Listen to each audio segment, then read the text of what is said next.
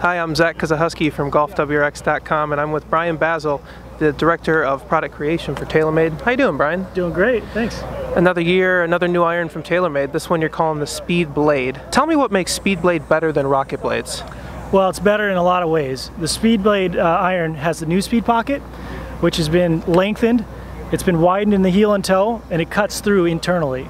All of these things are really worked in to get more consistency from the product.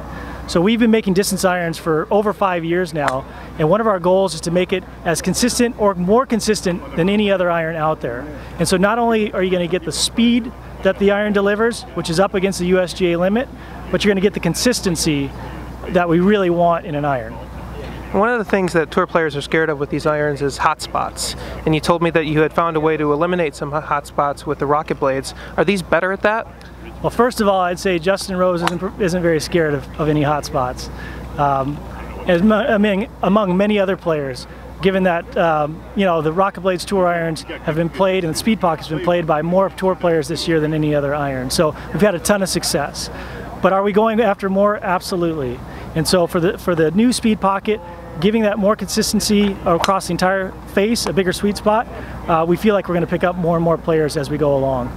Now, in the old days, Brian, one of the ways to make an iron longer was just to make it bigger. You had a bigger face, it could flex more, but for these speed blades, which you're saying are a little more consistent, maybe a little faster than the rocket blades, you actually made them smaller. Tell me how you did that. Yeah, so when we get more flexibility from the bottom of the club and on the heel and toe, when we get more speed in a larger area, it enables us to now make a shallower head, shallower and more compact. When we could do that, now get a look that everybody wants and the speed that everybody really needs, that's a great combination, and that's what we have in SpeedBlade. Brian, with distance irons, sometimes you have to sacrifice a little bit to get a little bit, and usually that comes with feel. Tell me what these feel like and if they feel different than the regular rocket blades we saw last year. Well, the team spent a ton of time on feel and sound, because sound is feel, right?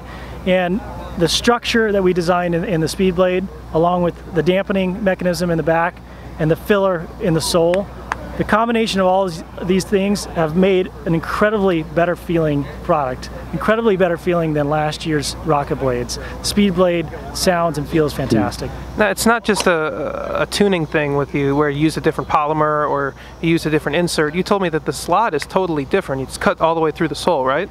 It's not only cut through the sole, but it's cut through the back side of the club as well in 3 different spots in the long irons. That increases that flexibility. More flexibility gets more rebound and ultimately more speed. Brian, I really appreciate you having us out here. Thank you so much for taking the time to talk to me, and I'm sure our GolfWRX viewers appreciate it. Yeah, great. Thanks, Zach. Appreciate it.